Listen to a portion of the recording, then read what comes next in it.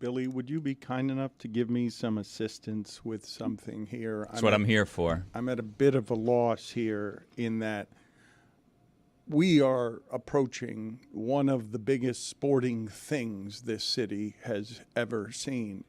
And I've got an Africa vacation planned at the end of the week because I planned for this. I planned for the possibility that there would be a Game 7 and a parade. And my question to you, Billy, is where's Stugotz? I don't know. I heard that his flight was canceled this morning, but I don't know. But flight to what? Flight home. But He was gone. Yeah, he left. I don't know if you caught this past week's episode of God Bless Football. Stugotz wasn't there either because I found out the day before he just couldn't record, even though he told me that he had 2 guests scheduled this week. Don't worry, buddy, we're good. I said, okay, perfect. And then the day before, I'm flying. I can't record this week. Why don't you just handle it by yourself? And that I did, but I don't know where he is. Well, that's not true. He's in Las Vegas. He's watching the Sphere again because, you know, what they say, got to see that more than once. I did see God Bless Football, and I felt wholeheartedly for you attaching yourself to something that does that because you ended up doing the show by yourself, which is not what God Bless Football is. Are you saying it was a bad episode? I'm just saying. What are we implying what is that here? supposed to Hold mean? on a second. I thought that I did. What does he mean by that? All things considered, I did a bang-up Incredible job. job, I thought, Billy. yeah, very short notice. I got some guests on, promoted some charitable work. Billy and Mikey A were dancing with that chemistry. What are we talking about? What? I'm sorry. Is this a shit on Billy parade? Because you guys used to that after what you did to Greg Cody last Friday, which was horrible. That public Greg's-ecution that you guys decided to pull off. Thank you, Billy. Ridiculous. Billy's got that, man. Greg, let me tell you a story. Billy was supposed to be in on Friday, and at 6:40 a.m. they said, Billy, don't come in. And they knew that they were going to try to commit a murder. Wow. And they didn't want any defense for Greg whatsoever. Oh, my G. Oh, my G is right. OMG. Oh, my G. I could have used you, Billy. Believe me, I could have used you. I'm going to tell you something. There's a funny little game that's being played here where it's like we want everybody involved on the Panthers bandwagon. We want everybody to enjoy this Panthers run until old Billy Gill tries to get credentialed to cover the Panthers, and then there's a big blockade of that. And then it's like, well, all right, Game 6, one of the biggest games in franchise history. Billy's excited to come in and celebrate the Panthers right along with everybody else. Another blockade because they're planning this Greg's-ecution that they pulled off the other day. Then, lest you think that this ends here. On the other side, in the production side over there, there's also some blockades going on. The group there goes together. They watch the games at this bar. No invite. And I've been told, not no invite to me. That's fine. I understand that. That's okay. It's all right. But I've been told that there's some gatekeeping going on there where they're actively keeping people away that have gone to them saying, you're bad luck. You're no longer allowed to go to this. Billy, what's happening around here Ethan did that. Concerns me.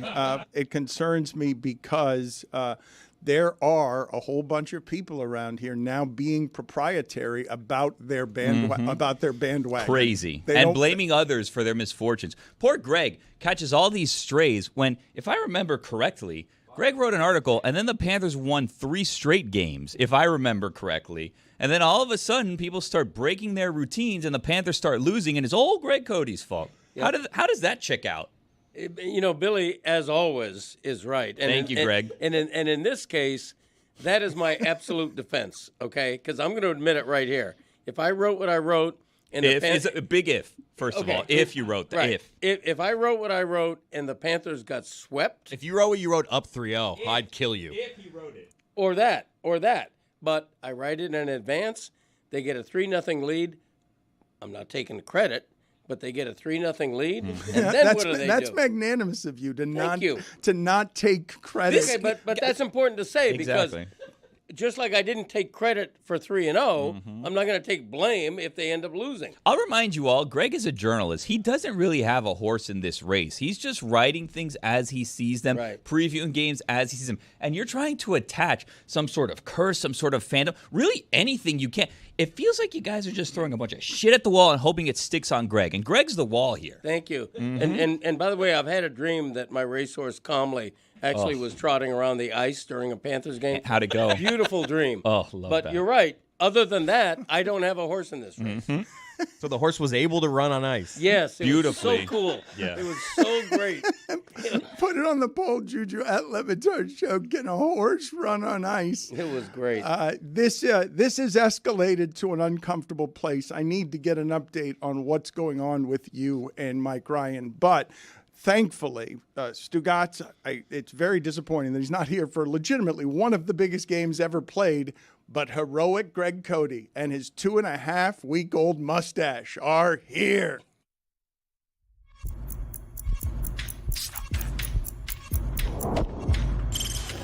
Stop that. Stop that. Stop that. I hear him chatting the noise, move too quick, can't stop for the talking. I hear him chat with the walking. Just too sharp with the prize. White girls let it tell me I'm awesome, yeah.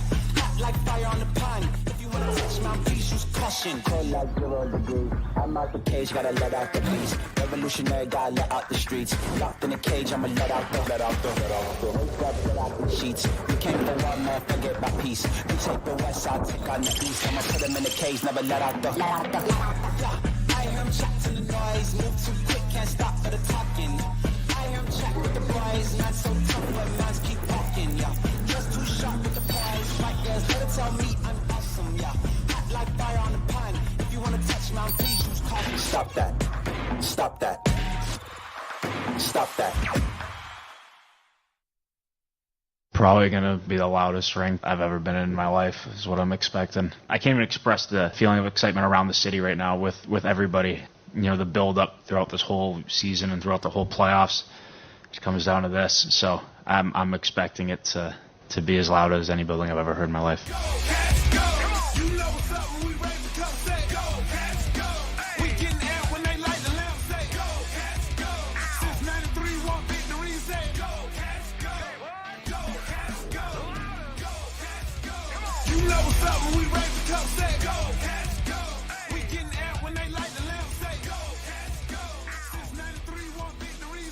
I hate serious anthems. What a great night we're headed into. Hell yeah. Game 7 at home. The thing you dream about. Greg Cody of the Miami Herald, the ultimate South Florida historian on sports. No one in our market has covered bigger games more. No one. In the history of our market, Edwin Pope's got him beat. But living, barely, living, coughing and wheezing, Greg Cody is a historian in South Florida. And I want to ask you and the group, give me the other games that rise to this level that have been played in this city for this city. One game for your life. That have been played in this city? Actually, South Florida has not had a Game 7 for a championship on the road. True. So they've all been all the Game 7s that have been for championships have been in this. I'm thinking in this market. Super Bowls on the road. I'm thinking about national championship football games on the road. Yeah, but you don't. Let's put the single games aside. The singular championship game, like 7-game series, 97 World Series, which actually did have a little bit of blueprint to it because you knew that Huizenga was going to break up that team, so that felt for a lot.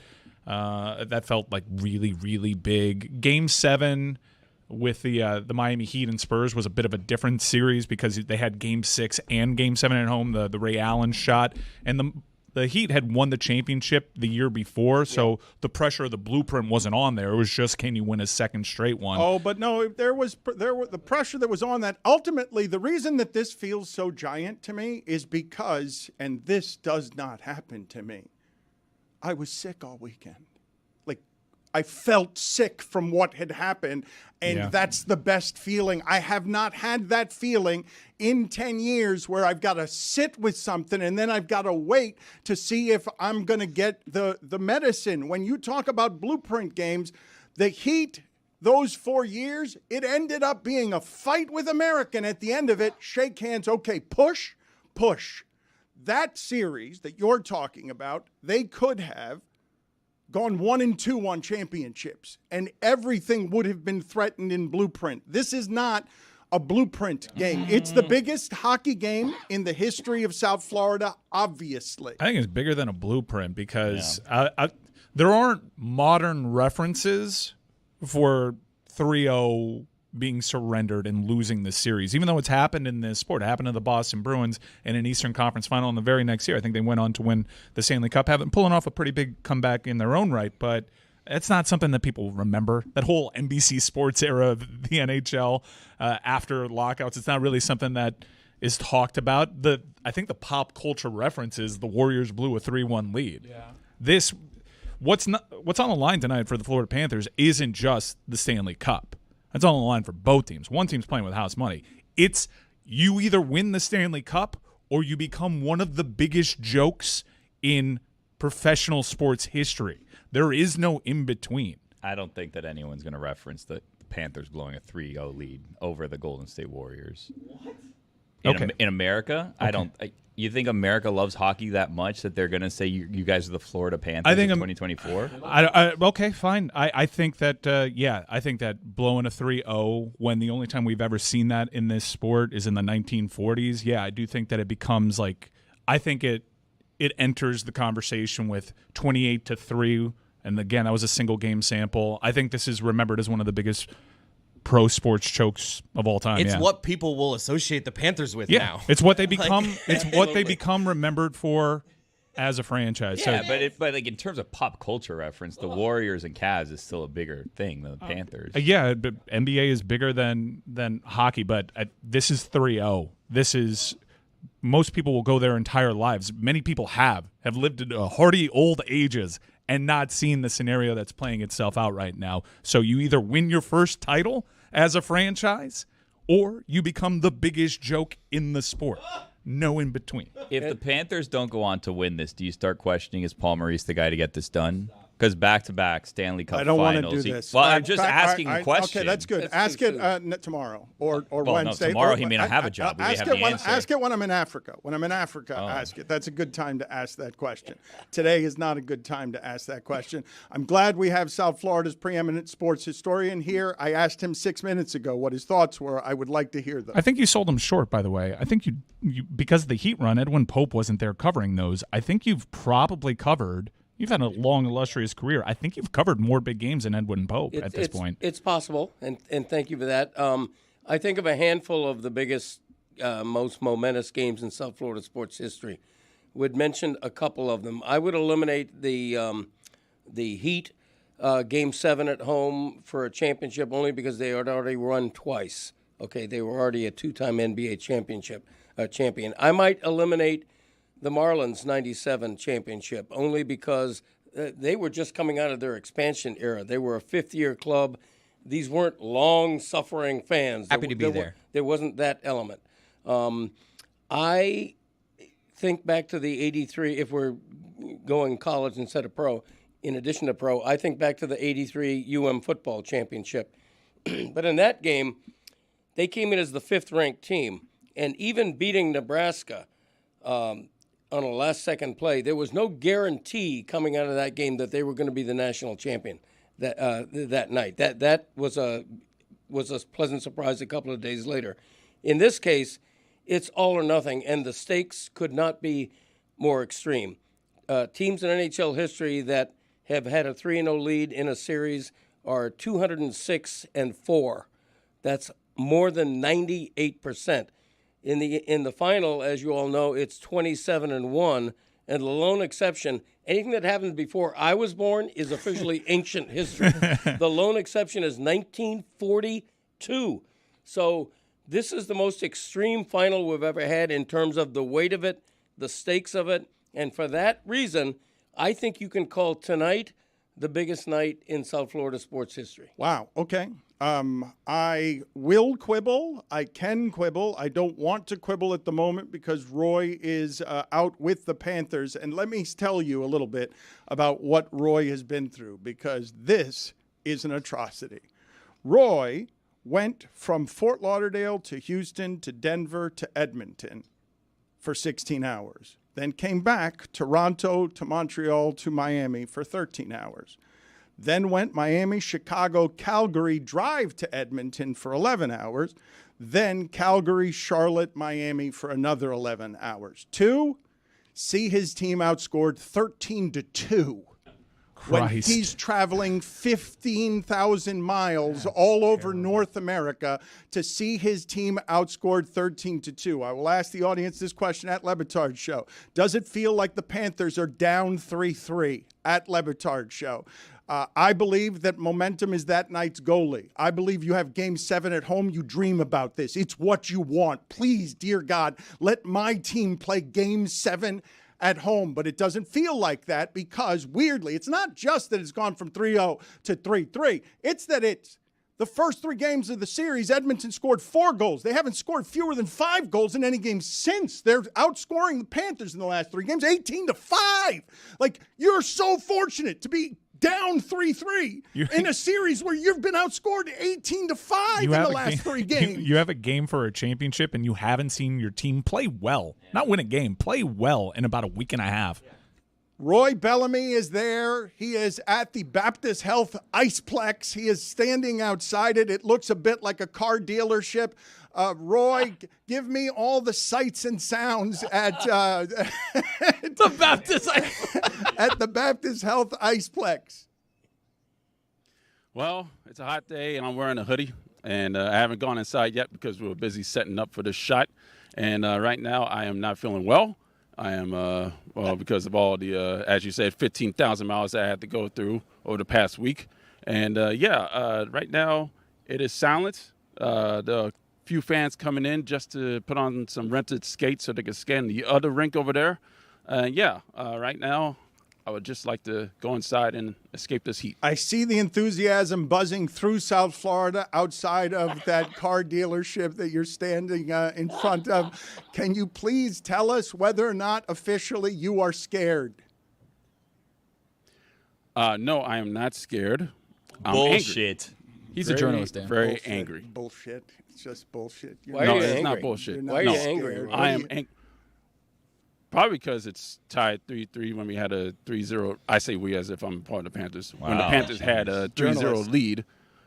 Yeah, So you're- journalist. Yeah. so, Roy, it's tied now. So yeah. just to ask you directly, you're angry that you haven't seen your team play well in a week and a half and not scared because you haven't seen your team play well in a week and a half. Exactly, Mike. You are exactly right. Okay. I'm angry right I'll now. take you for what you're saying, but I'm scared.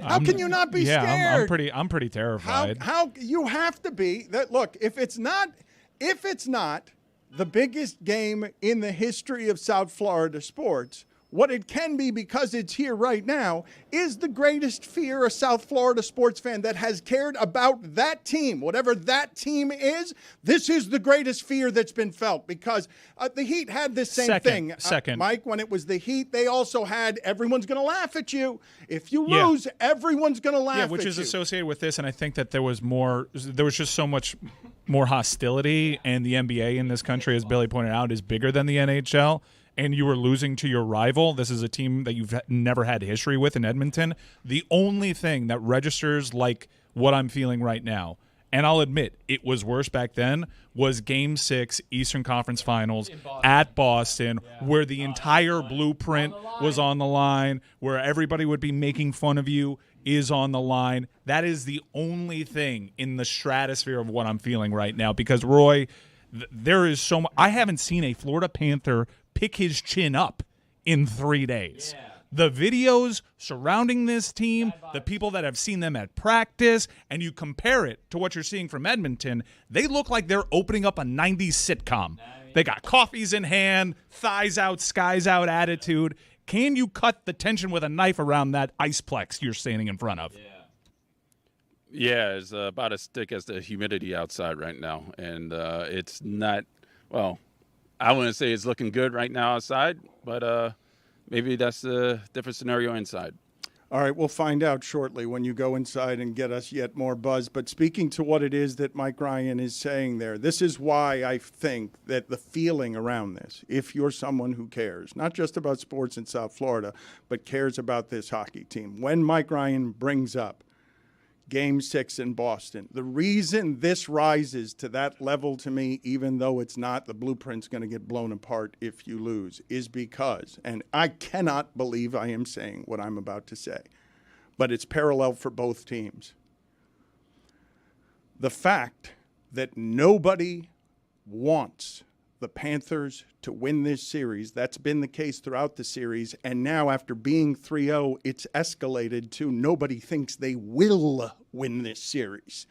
Like now, for it to go like that on you as a fan base when you're watching the coverage all over North America and you're like, wait a minute, it's me against everybody? Everybody wants McDavid, and then you allow 4 goals in 3 games, you go up 3-0, and wait, it's gonna be easy? This trophy's gonna be easy to get. What this fan base has had done to it over these games escalates this to the greatest feeling that is known in sports, where the stakes are so high that you've just kept doubling down on your team. And what I believe, as I've believed all season, is give me the team that has been best all season, who has a goalie I believe in more, who's playing the game at home in a Game 7. But if there were anything to shatter my conviction in that, it would be the way the last 3 games have gone. Yeah, I see that point. You do play an entire season for the opportunity, winner take all, Game 7 on home ice in a vacuum. Granted, this is a kooky series in a vacuum. You take that. I don't think I would have taken that entering this series, but whatever. We're here. I think one of the things that separates that Game 6 headed to Boston and this one was, at least in that series, you had the player. You had the generational player that wins those type of games, especially in the history of this sport. That player wins this game.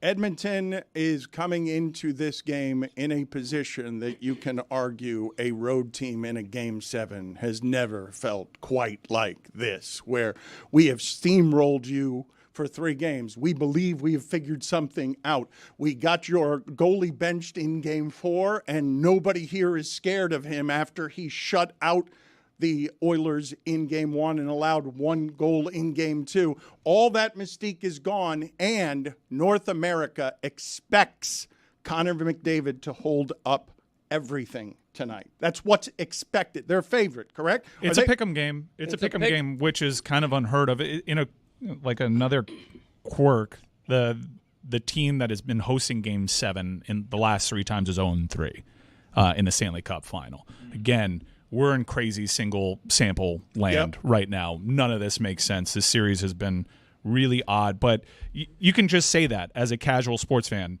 Team blows 3-0, they're a mess. But this stuff, if you've just been following this series, it's very clear. Florida Panthers have been taken out of their game. They cannot have a zone entry to save their life. They're getting in each other's way. Instead of making a simple pass because they've been burned on fast on breakaways going the other way, they're trying to drive the puck through traffic and turning the puck over. And Carter Verhaeghe looks like a totally different player right now. They are just so out of their game to the point that they're pretty much unrecognizable. And if you have faith in your team to win on home ice, last year when the Heat blew a 3-0 lead, they lost a buzzer beater. They at least looked good that Game 6, and they were an 8 seed, a totally different situation. This kind of feels like the Tampa Bay Lightning series where they got swept. Mackenzie Weegar started making all those mistakes. They are just so taken out of their game that it's hard to work up conviction other than we're just on home ice. Yeah, Verhaeghe has looked so out of sorts that you almost think that after the fact they're going to announce he had some sort of an injury that he was playing through or something. What's unfortunate is he actually had an assist on that offside, which I think was a valid offside. But that you never know, could that get that player going in that instance? They're making changes. Tarasenko, who's won a Stanley Cup in his career, comes in as a veteran who's been eating pucks and I think impressed lately. He's now getting power play 1 minutes. That used to go to Carter Verhaeghe because, he was unrecognizable. Sam Reinhart is totally missing. Yep. Gustav Forsling is coming off of a bad game. It's not a recognizable team right now. If you told me, do you have faith in the Florida Panthers winner take all home ice Game 7, I'd believe that. But then you apply the context of how exactly they've looked over the last 3 games, and I don't really know how anyone can work up outside of just your fandom and belief how they can actually apply a reason to why they would win tonight. When you're going into Game 7 and you can make an argument that your series MVP is Evan Rodriguez, good for Evan Rodriguez. But what that means is your top players have not been top players consistently enough. And Bobrovsky, his save percentage since the third period of Game 3 is less than 80%. Really bad. Edmonton, it's not good enough to win. Edmonton has been shooting more than 20% accuracy on him. And it's not all him. That's the defense as well, a team that prides itself for defense first. I have a Sergei Bobrovsky stat of the day if you would like it. It may make you feel better or worse. Okay, that's not really telling us much. Well, about I'll give you anything. this. I'm waiting for the open, yeah. Start of the day, start of the day. It is your start of the day. Start of the day, start of the day. It is your start of the day. Start of the day, start of the day. It is your start of the day. Start of the day, start of the day. It is the start of the day.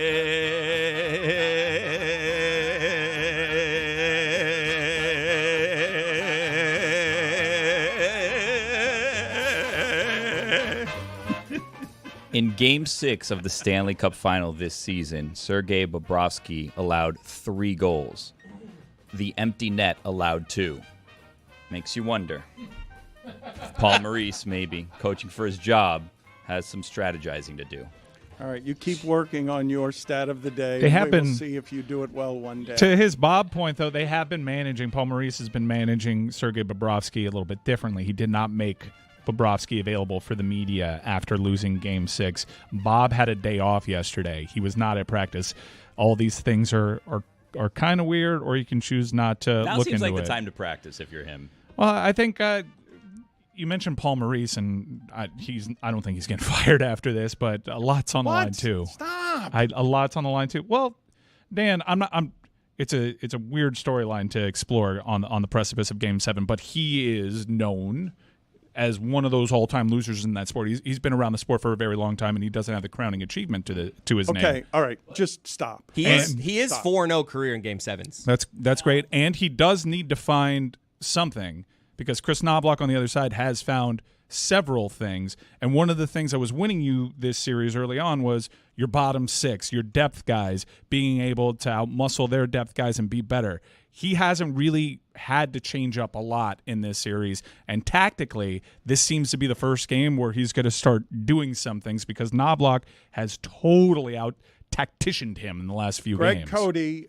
I need to know where you are with Mike Ryan. A lot of people reached out to me over the course of the weekend saying that the back and forth between all of you was unpleasant to them. They did not like it. Billy has come in today lamenting that he wasn't here to prevent the Greg's-ecution. You're feeling how right now about Mike Ryan? Have you guys settled with each other? I got a text here from one of Dan Patrick's producers who doesn't tell me at all what it's about. It's just a text that lands on my doorstep here that was questioning Mike Ryan and his behavior towards you last week. Yeah, I'm not surprised. That was very unpleasant for me as well. There may be something in the works with Mike and I.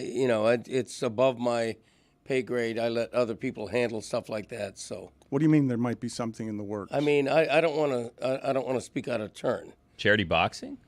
No. Lawsuit?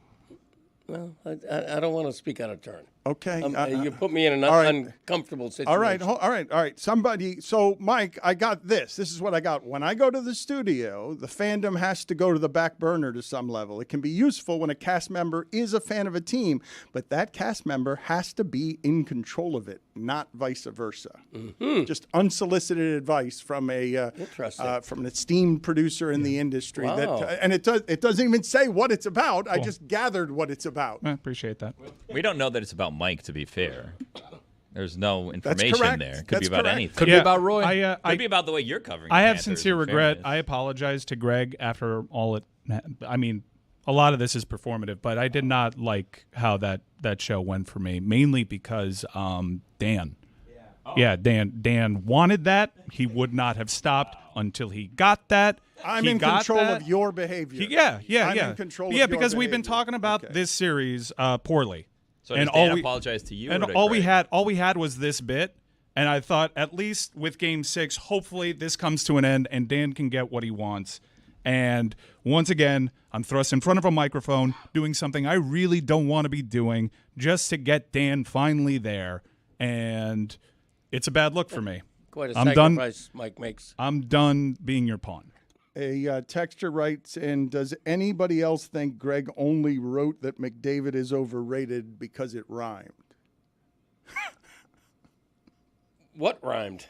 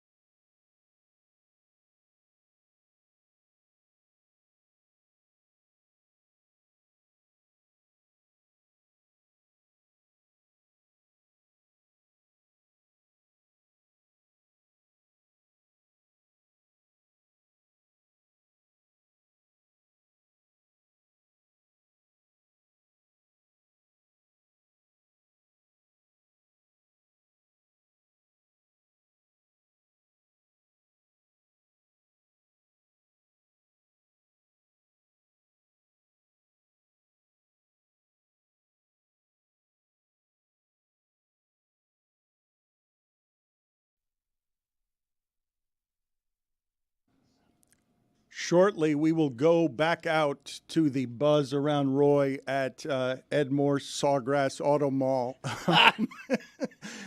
He is outside of the practice facility, outside of Ed Bill, Morse, of course. outside of Bill's. That practice facility is like really nice. It is. It's beautiful. Yeah, What are we doing here? Yeah, no, it's beautiful. And It's in Fort Lauderdale. Wait, It's not by the stadium. wait, You're wait, painting whoa. a picture like they're in the Everglades right now. No, I was no. Is that a car dealership? Car dealerships in that part of the country, I'm going to say, are beautiful. I don't have any objection to Roy joining us from Bill Seidel's Nissan. Seidel saves. No objection.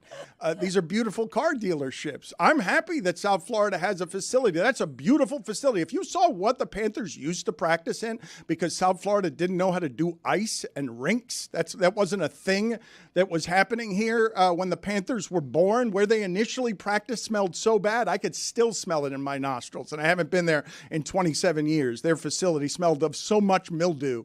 All the walls were soggy. Oh, my God. That's so true. The walls were damp. I saw a commercial the other day. It bothered me. You know that song, dun, dun, dun, dun, dun, dun, dun. Everybody dance now. Yeah. Thank you, Billy.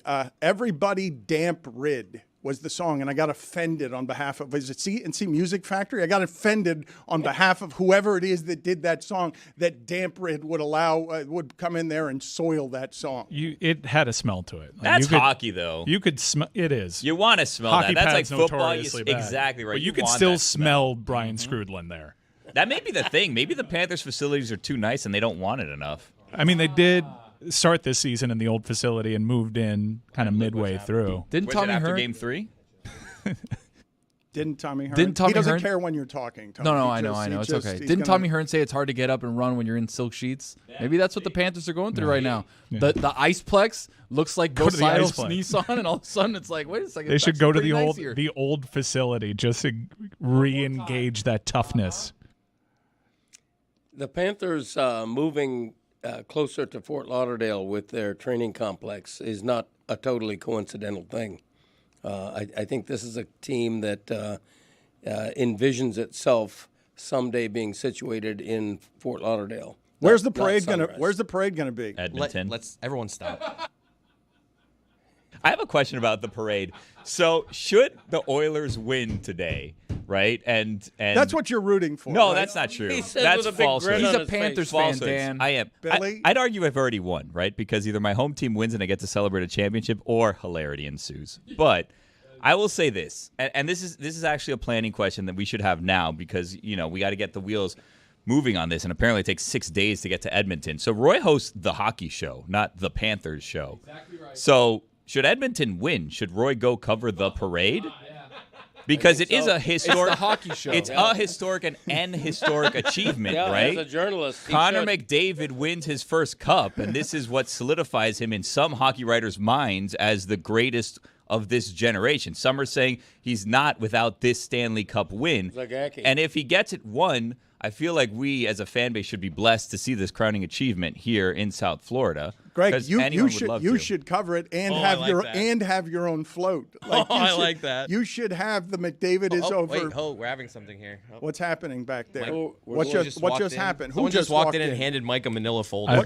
I've been served. What happened? Yeah. Someone just walked in and handed Mike a What? manila So somebody folder. who was that person who just have came no in? idea. It was a Did they random say- lady. Wait a I have minute. no wait, idea. Wait, Mike, hold on a second. Did someone come up to you right now and just say, "Are you Mike Ryan Ruiz?" Or did they identify? Like, did they do that? Were you just legally processed? Yeah, which is weird because we have security here. Wanset, McGillicuddy, and McGillicuddy from the offices of Wanset, McGillicuddy, That is and my law McGillicuddy, firm. Esquire. Please be advised that our law firm has been retained by Greg Cody. This letter constitutes notice of our client's complaint against you for your age discrimination and elderly abuse. Wow. So, and That's not me. That's my lawyers. yeah, you called our client an idiot 2 times. You called our client pal 3 times. Wow. You claimed responsibility for the last 10 years of our client's career. Our client claims you are only responsible for the last 8 of those. Again, that's all legalese. You know, I have a staff. I have a team behind me. What is don't, that? you That know. sounds official. That sounds. There is a lot of legalese there. Yeah. Our analysis of the evidence suggests settling is a prudent choice to mitigate. Well, what are they seeking? What, Settling on what? What is the ask?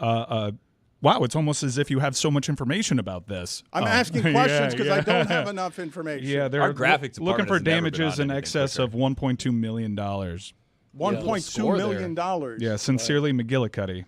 All right, so hold on a second. Put that up. Let me see. The law offices are located at 1440 Zagacki Street. That's a nice logo.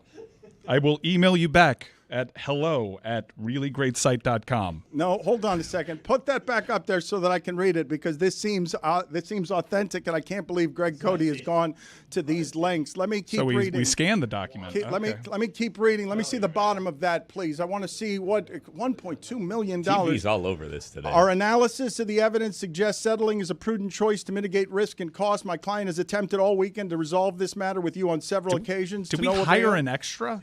Paul Was Radke that is something? Because I've listed never in seen here. that person before in my life. If- We hired an extra for We this? didn't hire anybody. That person served you. I don't know where process servers come from. We will then file a lawsuit against you on behalf of my client. Party of the first part. Party of the first part, we can indemnify and hold harmless per statutory authority P1465 Dade County versus Paul Radke. We are here to We are here to for de facto de jure de nomo seeking ex parte damages for inculpatory evidence liquidated claims. Yeah, I got to get my wife to interpret that for me. That sounds serious. You'll be hearing from my attorney, Alex Hanna. I've seen his billboards. Yeah, you don't want none of that smoke. Okay. Mike Ryan See you in court, McGillicuddy. says he will not See you get there. involved in this back and forth. But No, I'm done being your toy. but what's going to happen No, here? because it always builds up the same way. You're not happy, you push the gas, and then I feel the pressure of you not being happy, and I embarrass myself over the air. And it happens all the time. You've just been pulling all the strings. I told Greg, I realized I'm not mad at you. You wrote the column to get attention. You got it. It's fine. Whatever. But he's very clearly the best player in the world, even though he had a pretty quiet Game 6. And all we've had is this. And Dan was just pushing and pushing until we got to that point. I'm can't sorry that believe it's you- escalated how to a about lawsuit. you take some Don't say too responsibility much. for your own adult actions? Yeah. Like you can't push back. Like you're real meek about pushing back, are you? Tone. You're- Please, but no, please don't but- take that tone with me because you know what you're doing and you've done it. And thank God I got in the way because billboards would have gone up after Game 3 and you would have been totally hated. You should believe in your team. Totally hated. For believing in the local team. For believing the local team is going to win. You want to make fun of the fandom and the superstitions, fine. But what I feared in everybody planning all this stuff and counting their eggs, look, these are cliches. And you want to think superstition's dumb? Cool. Both teams got beards and haven't shaved for months. It's just around the sport. Cody's got a mustache for 2.5 weeks because he got on the mustache wagon. And I know what's happening here, and I'm victim of what this show has always done. It has always made fun of sports fandom, and there's occasionally a couple of times where the sports fandom is close to the bone. I would have thought that we would have rallied around this team when the sports fandom started to transcend, like it did with the Miami Heat. It's not the same thing.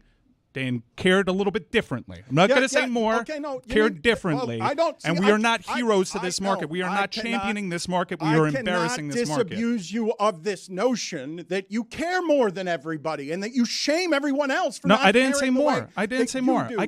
I cared differently. I just said cared You differently. think you care better. Then- That's what you think. Yeah, Dan, if we're getting down to it, I do think that I care more about the Florida Panthers than Billy or you or Greg. But yes. how did all of your hockey analysis, all of the podcasts that you're snorting that make your ability to talk about this more expert than mine, how did it help you with the projection of what would happen in this series, where we now have the very best thing that no one saw coming this way? We have the very best thing, and you have no idea what's going to happen tonight because tonight's just random. Yeah. But tonight is just lottery. I guess where it helped me was telling you to not do this because I know exactly how good that team is. I know exactly how good they've bounced back from losing streaks. So the only place where it kind of helped me in terms of trying to predict where this series was, hey, maybe let's not celebrate a championship up 3-0. Great. That's the only place. And again, I'm not taking the shot at you for caring less or you just care differently than I do. And I'm bummed because I thought in the 20-year sample of this show, when the fandom actually met our shores, we would be a beacon.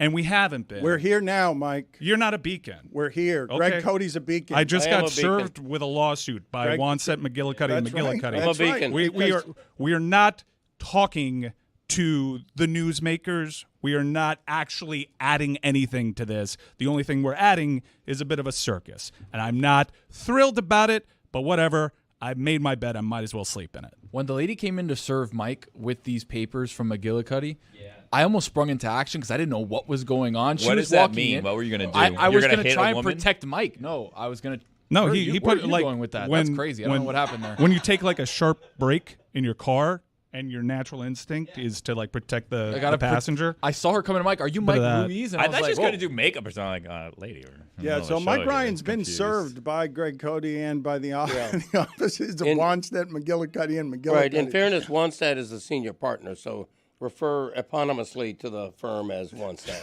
more than McGillicuddy. You know, that's. I mean, I deal with one. It's Merle Wanstead. He's not related to Dave. Can we see this replay again? Because Tony does nothing when this lady walks in. He's doesn't claiming look- that Tony, he tried to protect It doesn't look him. like you protected There were Mike at vibes. all. He's just You- standing I was assessing. I was assessing the threat, and then when I Nothing. Look Hold at on. his posture. He's ready to attack. I was ready to jump over the table. His neck kind of gives no, a twitch. like look how straight he is standing up. He is at attention. Have you seen a dog when they're kind of figuring out, hey, is this person a threat or not? They kind of stand up tall and make sure my owner, I got to take care of my owner, even though Mike's not my owner. The right? opposite. Look at Billy's reaction when she walks Yeah, no, in. Billy. Just terrified. Billy is just a portal of terror. Like I'm so Taking glad it all that in. I'm not the one that's being served paper. I was wondering why the process server had a big grin on her face when she left. Like, what's funny about this? I imagine. I mean, look at her. I imagine there are people that have maintained listening throughout the show despite not really liking me or my character on this show. Sure. Or Especially you, not so much your character. yeah. Yeah. All right, but No, look. So that's me. Blame me for Yeah. that too. Blame me for that I'm not. too. He can get his shots in. I got plenty. Be careful. on You were Friday. served. Yeah, you don't like wanna say too I'm, much. I'm good. Yeah. Now we've involved lawyers. I'm not going to do that. But I do think that there is like a fair bit of karma. Like we enjoyed listening to Boston radio stations and all that, and when sports were really important to other people, we always took the piss. And it just so happens now I'm on the receiving end of that, and my fandom is being magnified, and no one kind of cares the same way.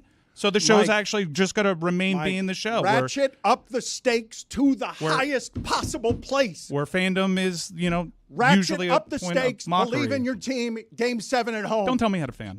Well, don't tell me how to fan. No, I'm telling you not. Okay, I'm not. You care differently.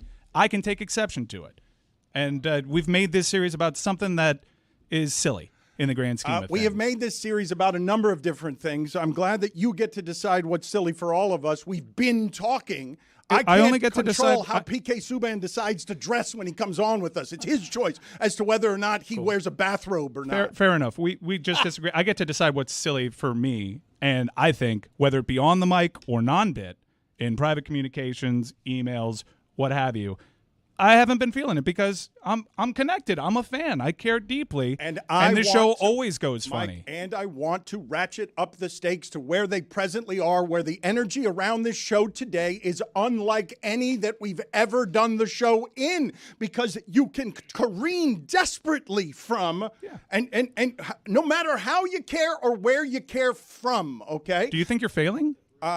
Do you in think you're failing? discussing this? No. No. I'm saying, do you think you're failing in ratcheting up the pressure to where it needs to be? Because I think you done it. I want all. I mean, it's not so much you as it is Chris Knobloch and Connor McDavid, but you've done stuff. I want all of the maximum pressure to fall on everything in the series, because this is the greatest feeling in sports, to have this level of terror between you get to laugh at these people for history, or you get to hold up the trophy and laugh at everybody that wanted to laugh at you. You're in the position of nobody wants you to win this trophy. It is rightfully earned by Connor McDavid, who had 0 shots and 0 points in the last game. Rightfully earned by the greatness of McDavid. It's what North America thinks is just in hockey. And now you've gone from the team nobody wants to win to the team nobody thinks can win. Take everybody out.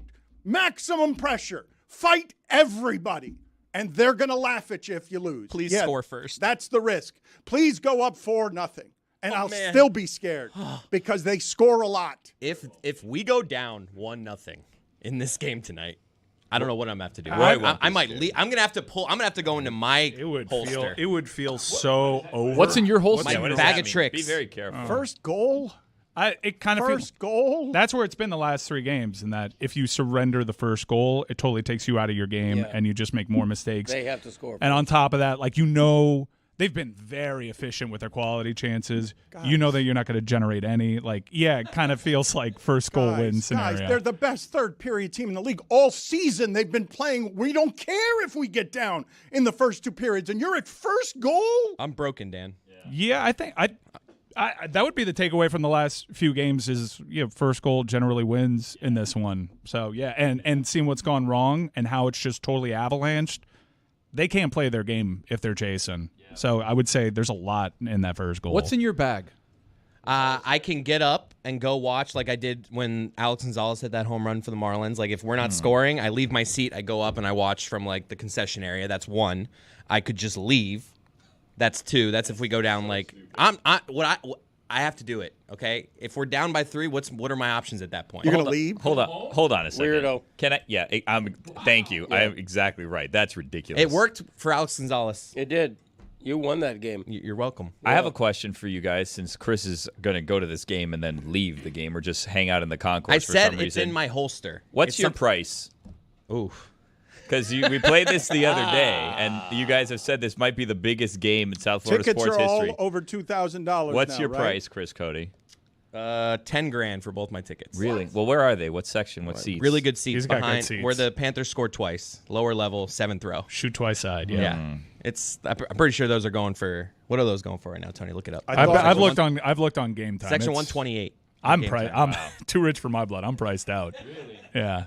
I'm priced out. I had so much invested around Game 5 that when they lost that, it's just like, okay. Wow, you blew your budget. I want to enjoy today. I woke up today with the goal. I want to enjoy this Game 7, our barn. But as we're talking it out, I'm struggling to get there because I'm terrified. It is terrifying. The last three clinching games, every time I've woken up around like 4 a.m.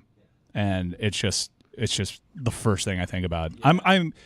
The good news in all of this is, well, if we lose, we're going to have to deal with that for a little bit. And you get to watch history, though. Constantly. Everyone that cares so much about this team, their life has been so consumed, and it makes such perfect sense that the greatest season, I think, of many people's lifetimes, because it was unbelievable, from individual performances to how good and quality the teams were to this postseason.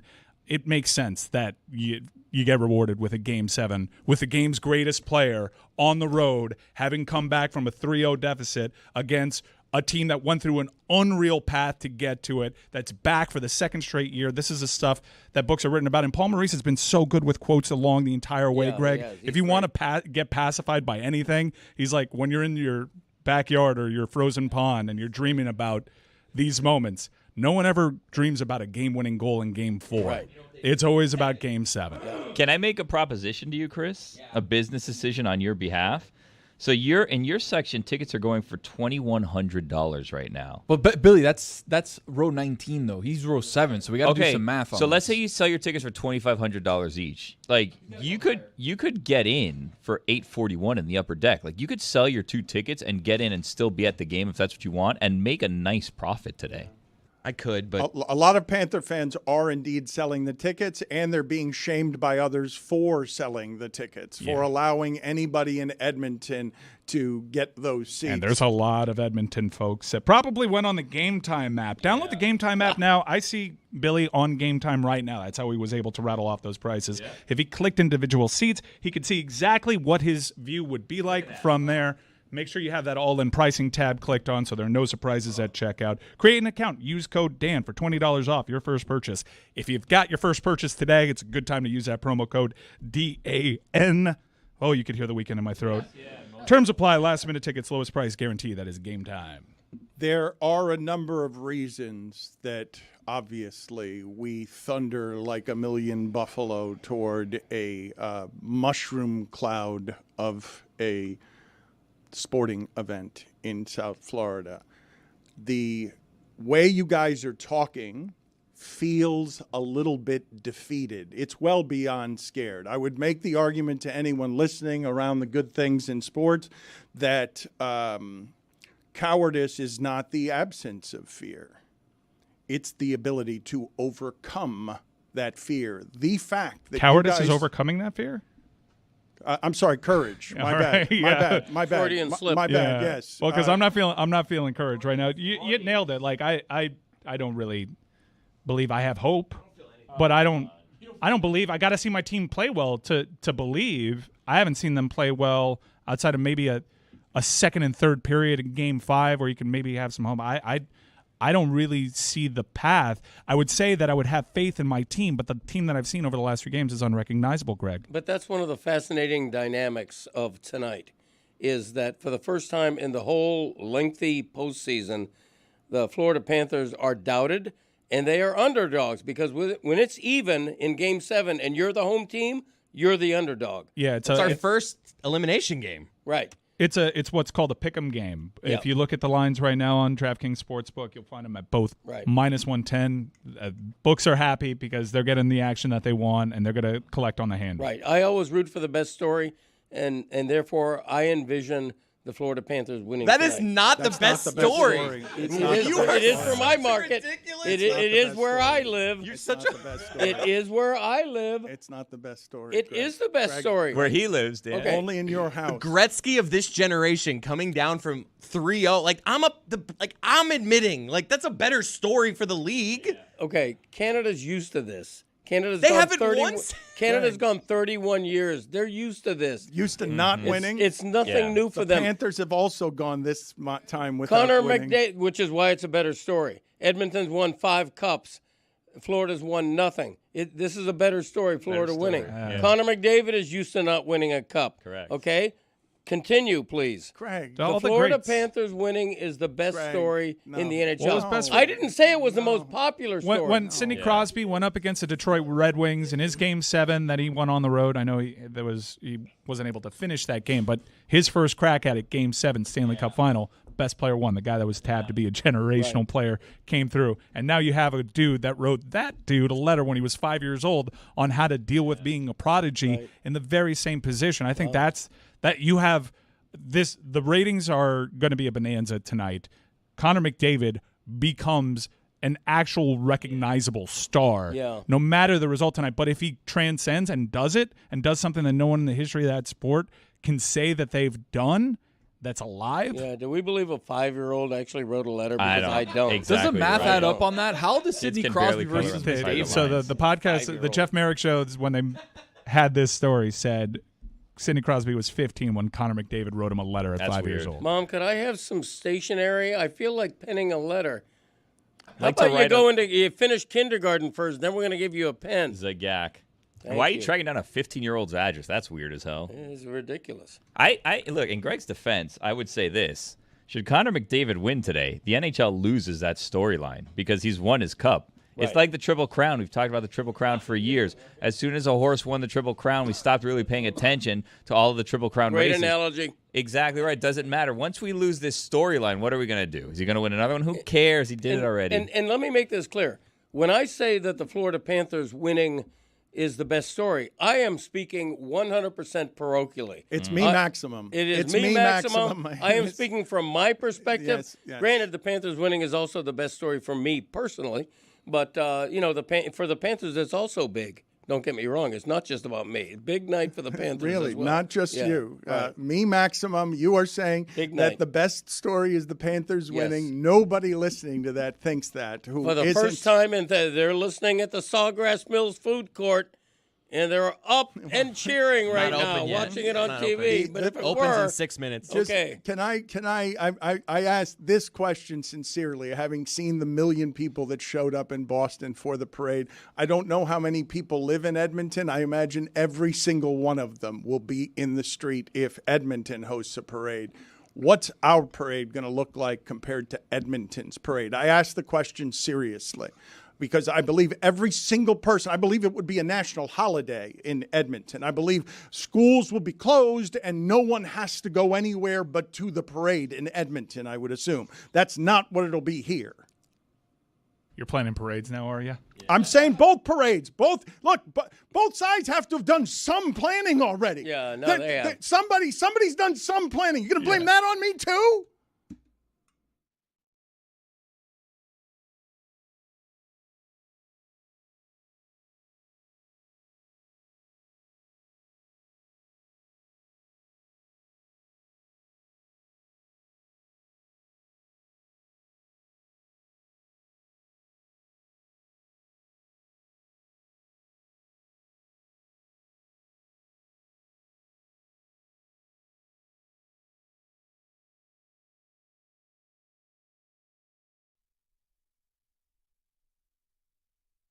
excited. We have the car. We're driving 3 hours to Edmonton.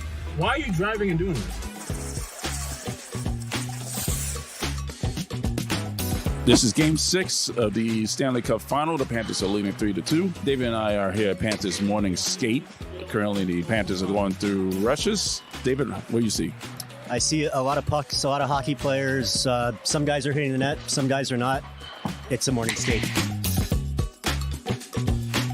If I don't get a photo of Barkey, I quit. Hey, listen, I'm not responsible for you getting a picture of Alexander Barkov. Don't look at me to actually snap that photo for you. If they win, you'll get your picture.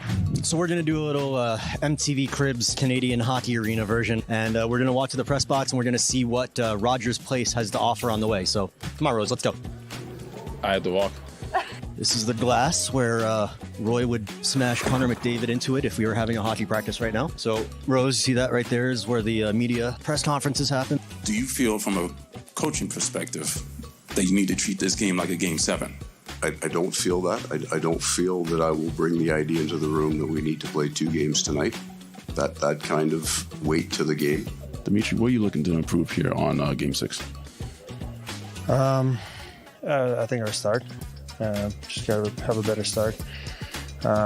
Maybe get the first goal and then go from there. Men det är som det är. Det är som sagt det är en matchserie. Vi ska vinna 4. Did you get all that? Like, can you translate some of what he said? Yeah, he said in Game 6 that he's going to do something, and this team is going to do something as well. And whatever happens, happens, and it is what it is. Love it.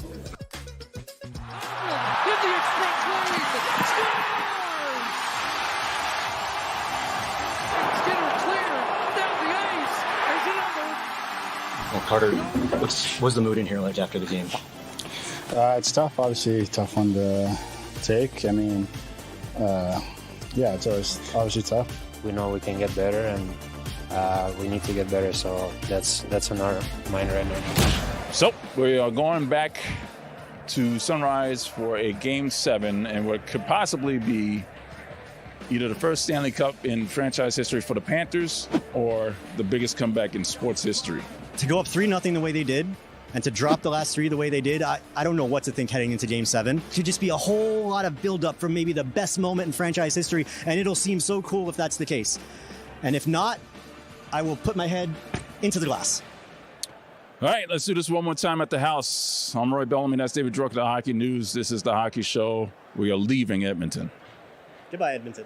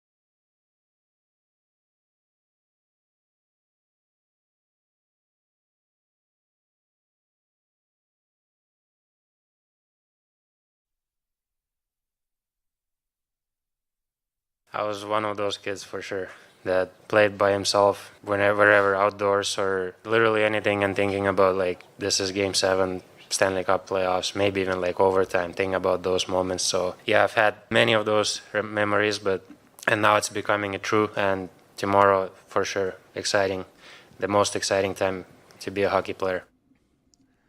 To me, Greg Cody, and you've been in this market for a long time, the thing that makes tonight so incredibly rare and special above all other things is that you have been covering, watching, following this team for 30 years. And in 12 hours or so, you will either have the best feeling in franchise history or the worst feeling in franchise history. Like, there's nothing in between the two. There's nothing else there that if they lose tonight, there's nothing that's happened in this franchise's history that's going to have felt worse than the loss of tonight. And if they win, it'll be the most satisfying thing you've ever gotten for your 30 years of investment. It's crazy. It's crazy when you describe it like that. It's also crazier when it's not just franchise history. No team that exists right now has any person that has ever dealt with what is on the other end of this. Right. You either win or you're the biggest joke ever in the history of the sport. And that's part and parcel of what I'm thinking when I make the audacious statement that this might be the biggest night in South Florida sports history in terms of a home game, because the extremes have never been this extreme. I've never had a bigger hockey game in my entire life. I mean, hockey, it goes without saying. Hockey. No. I'm saying I don't think in my lifetime there has been a bigger hockey game. I've seen Game 7s in the Stanley Cup final. Yeah. A 94, New York with the 40 years. That's the only thing that I think comes close to this in terms of what surrounds a singular hockey game. Maybe the gold medal game in Canada. Like, there is nothing that has been this big. The extremes almost literally don't get more extreme. You're either going to raise the cup for the first time in franchise history, or you are going to be a failure and a choker in public estimation of epic, historic proportions. We said it earlier. It's going to be word association for just hockey fans. Panthers blew that 3-0 lead against McDavid. Like, that is going to be what we're known for. Yeah. Shit! Yeah, I'm happy that the sport it needs something like this, something that can get into the main cable sports conversation. It hasn't had this kind of launching pad with these type of broadcast partners. So I know even if I feel bad at the end of it, the game is going to be helped by whatever happens tonight. Overtime? Worst case scenario. It's never happened in a Game 7 You Stanley can talk Cup. me into it. How much fun would that be? Enough with the fun. I'm with Dan at this point. Give it to me, because at this point it means that the Oilers didn't beat us by a lot. No. That the way the last 3 games have gone, I will just take overtime at this point. No, hold on a second. I have a question for you. I'm glad that you brought this here because I've been meaning to ask you. Before this series started, you said you would be fine with the Panthers losing the Stanley Cup. You'd just be happy with the fact that they got back to the Stanley Cup finals 2 years in a row because it shows that your organization is successful. Do you still feel that? Because I do. Right now you just said you'd be fine with them losing in overtime. I'm going to find the perspective if we lose this game tonight. I will be the one in here tomorrow saying this was fun. Because this has been fun. No, it hasn't. Like the last 4 or 5 days, not been fun. No part of overall, Friday looked like fun. The last 3 years with this Panthers team has been, as other than maybe the Big 3 Heat, like the best sporting thing of my life. Friday, you're watching the Boston Parade, 1 million people. You're watching all of the coverage of the Boston Parade, and then you lose that night 5-1 in an uninteresting game that makes everyone who's paying attention to hockey being like, wait, is Florida really going to blow that lead? And the lead obviously has already been blown. I'm just really surprised, though. I am surprised by this. I understand why it happens. Fandom is emotional. Fandom can be flimsy. I mean, when you jump up and down with the results of something, that's not what most of you have done when your children were born in the delivery room. Jumping up and down, the wild expressions of emotions here are unique to sports. When you ratchet it up to the place where you're telling your fan base, here's the deal. Hockey's super random. Like anything can happen. Sports in general, in one game samples, super random. And here's what's at stake tonight. Everyone's going to laugh at you, or you're going to get to laugh at everybody who wanted to laugh at you. And in those stakes, what you have is, do you believe in your team or not? Because the three of you have wandered off on what the last 3 games have looked like, and you're not looking at the larger sample, which is this team in the third period comes back from if you scored first. This team has the goaltender that until the last 3 games, you wouldn't have had a doubt that you had Game 7 at home with the better goaltender. The fact that you guys are running scared suggests to me that the combination of the stakes and 18-5 in the last 3 games when you needed it and Edmonton needed it. It's that. And it's the fact that you haven't looked like yourself. No, but you did at home in all 3 games. You didn't look like yourself at home. You went down 3-0 at home, and you gave up a shorty, and you made mistakes, and you had to try to climb back into that game. You haven't looked like yourself, and I think that's where I'm not going to do the whole fan thing. Oh, you've lost hope in. I'm a human being, and I've seen a team play totally unrecognizable hockey over the last 3 games, getting played off the ice. They don't have a transcendent guy like Connor McDavid where you can just be like, get us one, pal. Just get us one. And you mentioned the goalie. Bob's numbers in the Stanley Cup final, now that the samples increase, he looked great for a couple of games. Not great. Stuart Skinner's stats went through games 4 through 7.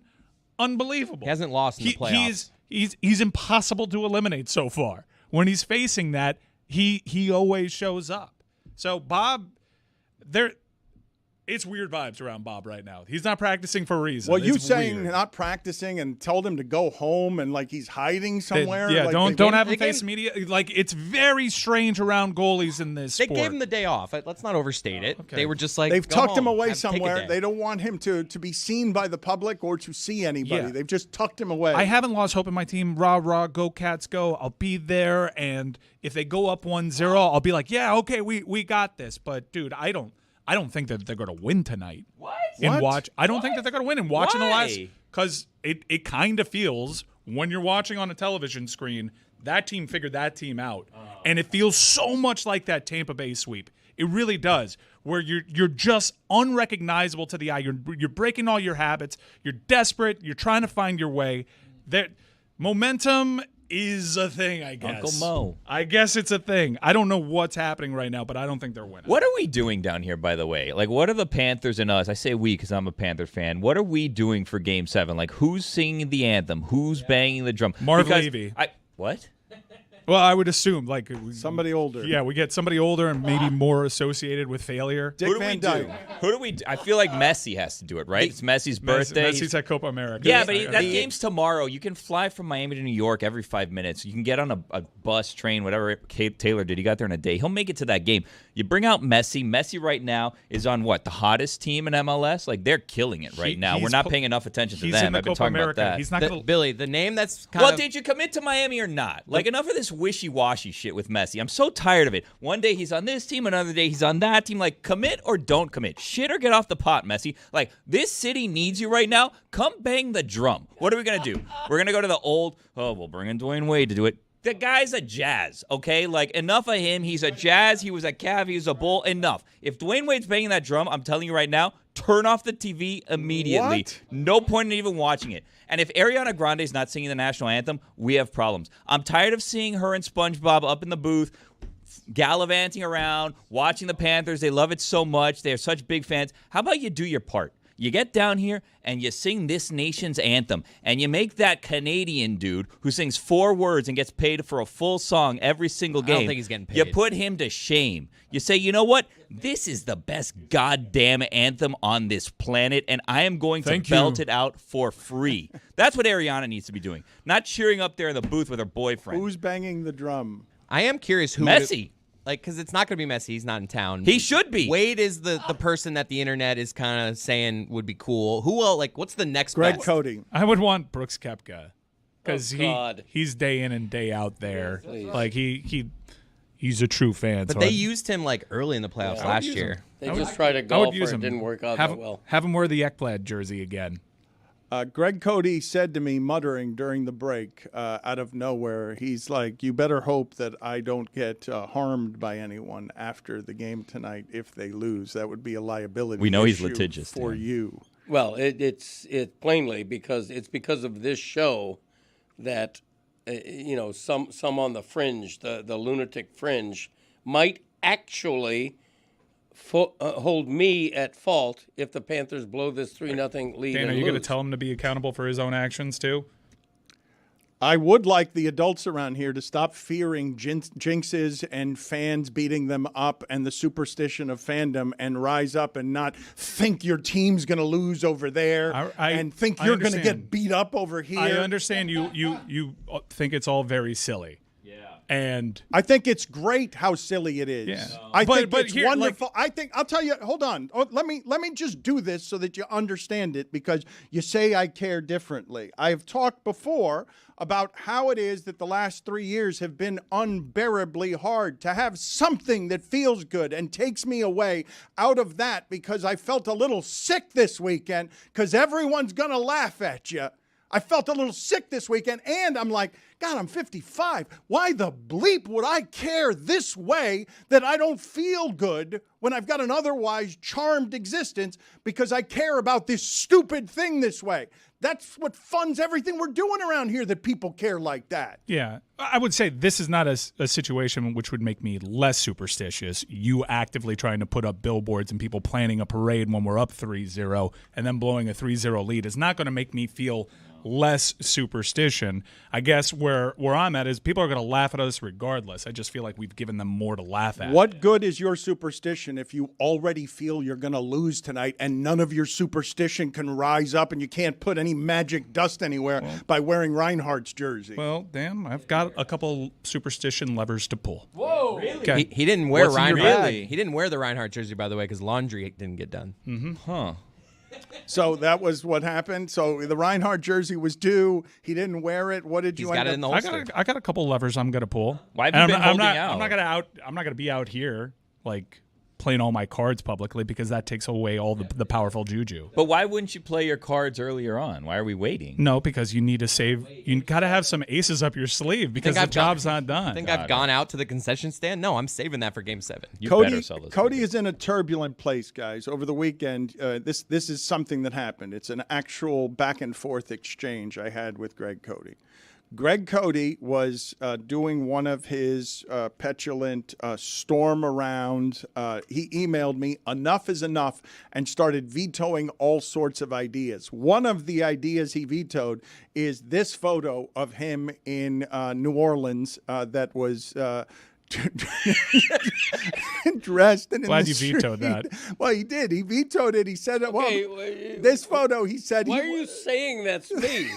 Because it is you. It's obviously you. How about you say that it's someone who looks unsettlingly like me So 30 pounds ago? No, for the audience. Oh, wow, you're skinnier than this It's guy. a man wearing a purple Speedo. He's got a drink in his right hand. He's wearing a tiger hat of some sort. Thong Speedo. He's wearing a tail, a long tiger tail, and tiger claw slippers, and nothing else. His belly is substantive. Well, paw print pasties, it looks like. Yes, I'm sorry. Yes, so he's got those are paw prints on his nipples. They appear to be. Yeah.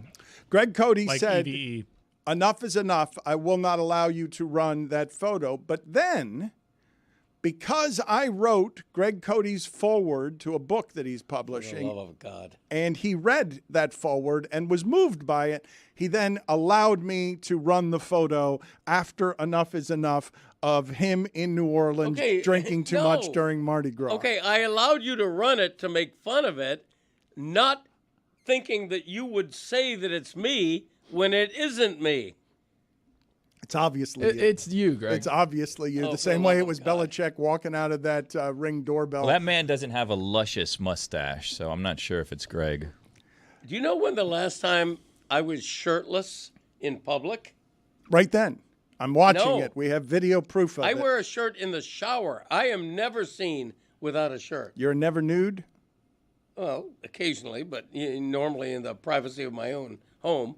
Chris, what's going on with your father that he's firing off an enough is enough to me over the weekend? I don't know what else he was dealing with. He's in a frayed state. He's a little scared of everything that's happening. He wanted all the attention. It was a lot of fun up 3-0 to have all the attention.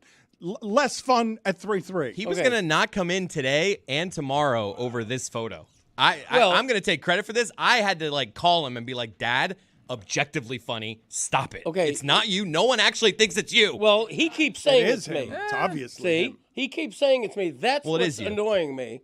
That's what's annoying me. I did show it to my daughter, and she's like, Pop? Yes, it is Okay, Pop. because you did that at 4 years old, and she doesn't know any better, as opposed to ostensibly the people in this room. Would you like to retain counsel? Okay, He gets so serious about it. Because it's ridiculous. Because I don't want anyone to think that's actually me. And for him to say that it is, that's what makes me mad.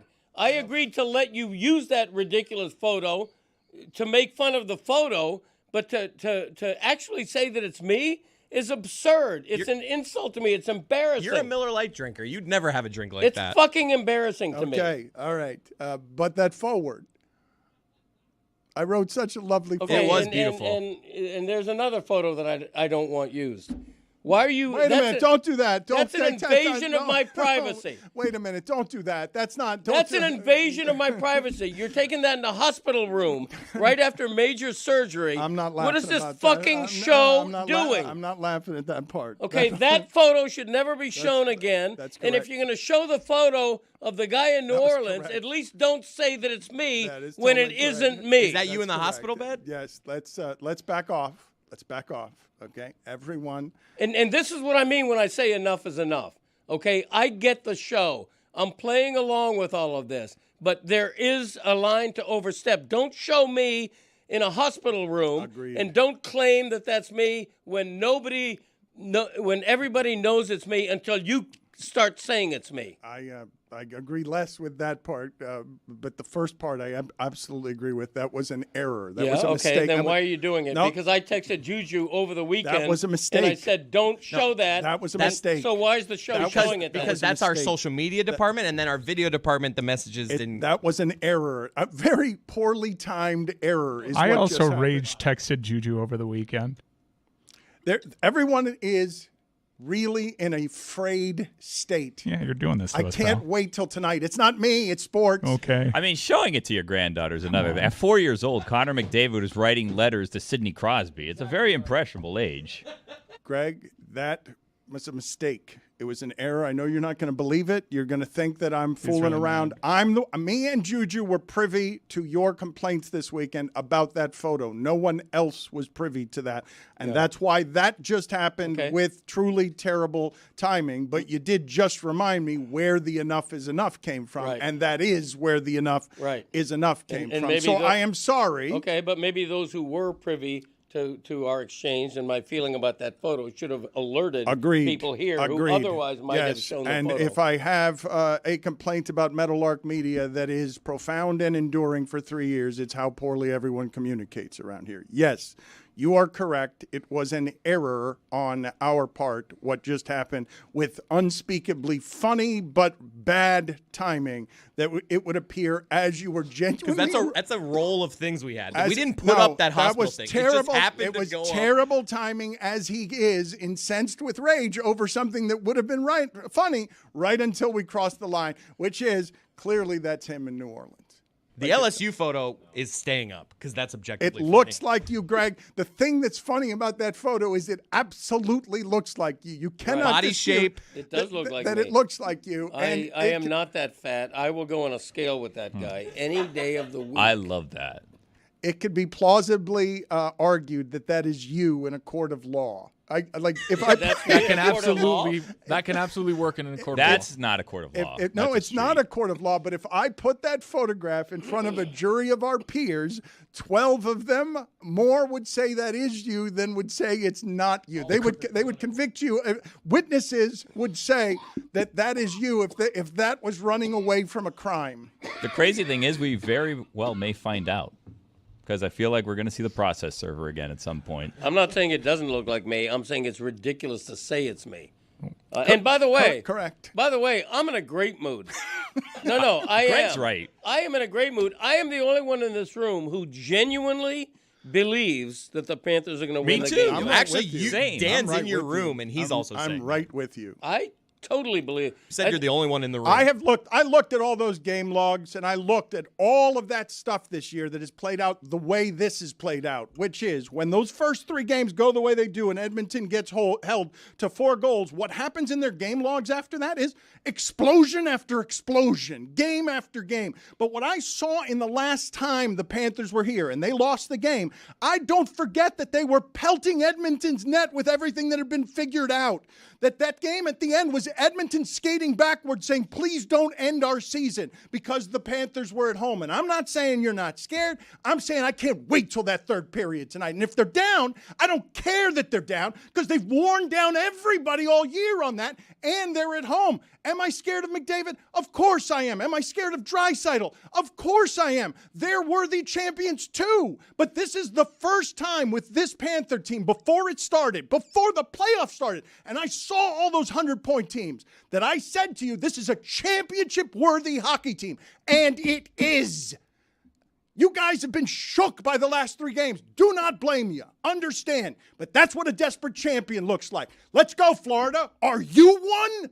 Are you a desperate champion? Because now the stakes are equal. And you know what? No one's going to laugh at Edmonton if they lose. They're going to laugh at you, echoing and eternal, if you lose this game. Great athletes love those stakes, want those stakes, want McDavid, want the best. Don't want to win this trophy half-assed. Don't want McDavid hurt in the second period. Fans do. Fans want, please, get McDavid out of the game. Fans do. Fans are scared. Not champions. Champions don't do that. Champions want the best, want to take out the best. In Greg's defense, McDavid did nothing last game. I'm 4-2 right now. Yeah. No, it's 3-3. No, but me personally. Yeah. No, it's 3-3 in that maximum. series. You were up 3-2. Now, Chris tried to give him 1 in the 3-0, but we didn't count that one. I'm taking the 3 victories and last game. Greg hoisted the cup. When he was 0 shots, 0 points. Yeah. Yeah, I'm 4-2. But I got to win to win. It's all or nothing. Well, you already won if you're 4-2. No, but my whole you lose tonight, you won 4-3. Yeah, but my whole premise is based on Today's game counts overrated double. because he's never won a cup. If he wins a cup, he's McProperly rated. If the Panthers, that's the column you should write tomorrow, by the way. Just like, you know what? You know what? I upgrade him to McProperly rated. Right, he would be if he wins. Yeah, but if that's he, fair. Never denied it. He never denied it. But Thank you, Bill. What if he wins the Conn Smythe Trophy? No, if he Oh, scores, now that'll be an outrage. if he scores 6 they goals lose. and loses 7-6, Greg Cody will say he's McOverrated. You're gonna rant against him winning the Conn Smythe if we win tonight, but yes. he Oh, of course. Of course. Doesn't he have the most points in postseason history? It doesn't matter if you don't win. Not when it counts. Exactly right. That's his whole career, having the most points and not winning. If it happens again, then that would put the Conn in Conn Smythe. Well said. For him to win that trophy. There's the headline right without there. raising the cup. there is the headline. Book it. Always the bridesmaid. What am I booking?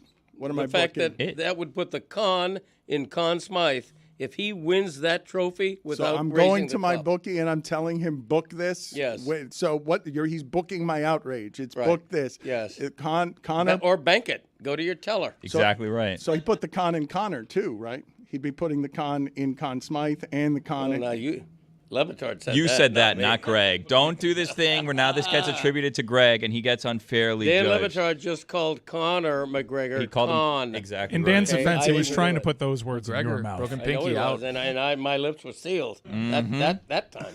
Put it That on kind the of thing. poll at Le Batard Show. Have you called Connor McDavid Connor McGregor in the last? I couple, have. In the last couple, you just did. Oh, did I? That actually got in print. I know it got in print. Yeah. Yes, there was a typo In your column? Yes. Yeah, you but called him Connor McGregor. Yeah, but I switched it out. I switched corrected it, it yeah. online. It was a perfect typo. That Connor is a little overrated. Yeah. I think Chael Sonnen owes Conor McGregor an apology. He by owes the a lot way. of people an apology, to be honest.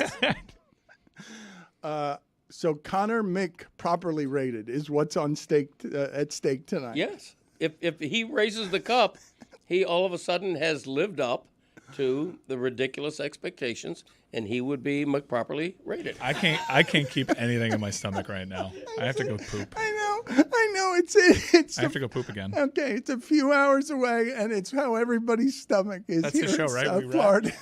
Done. We wrapped.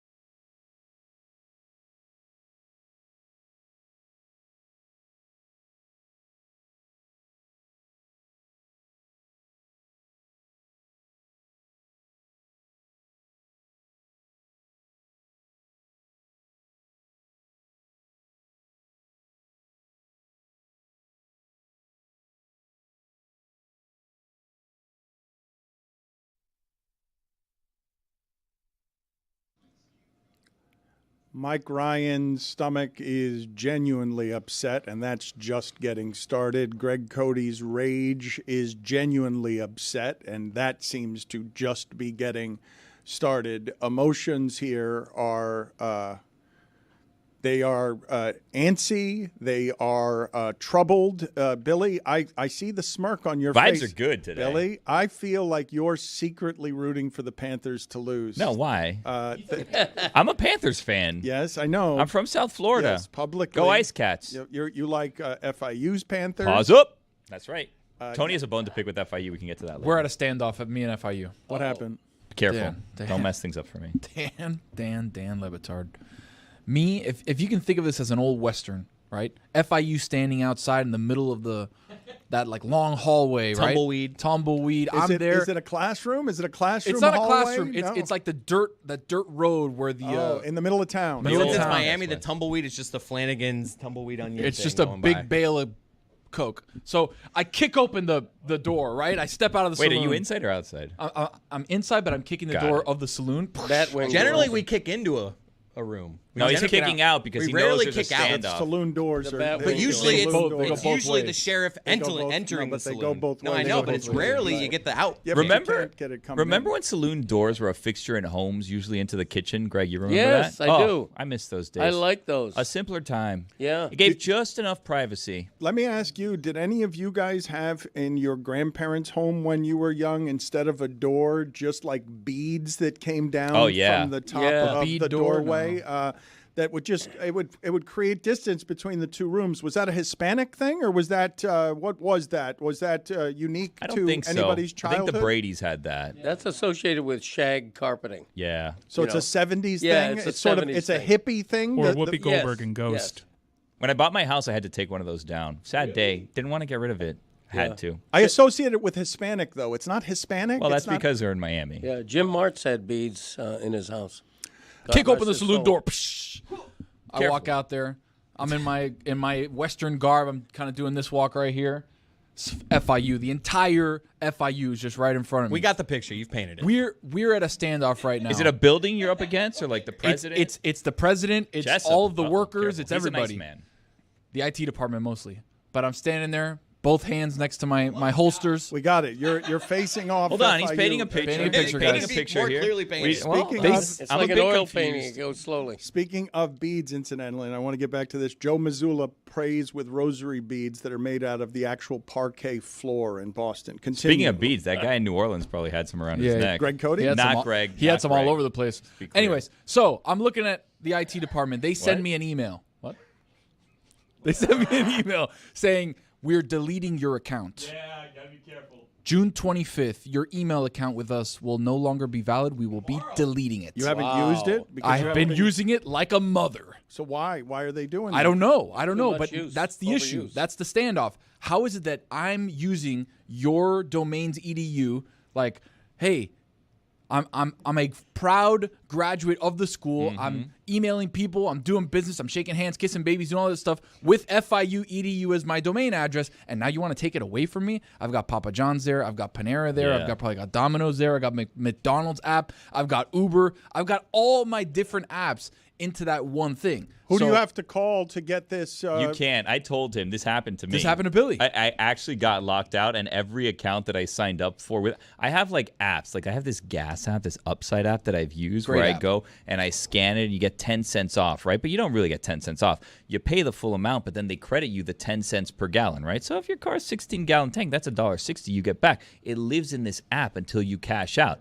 What happened to old Billy Gill? He signed up for it with his college email, and then he got locked out of his email. So now I have damn near $107 that I can't get out of that account Whoa. because every time I try to log into the app and say, hey, send it to me like in a Walmart gift card, an Amazon gift, because those are the options, or send it to my banking, whatever. It's like, okay, we're going to send a confirmation to your email. And I said, I don't have that email. Can I switch my email? No, you cannot.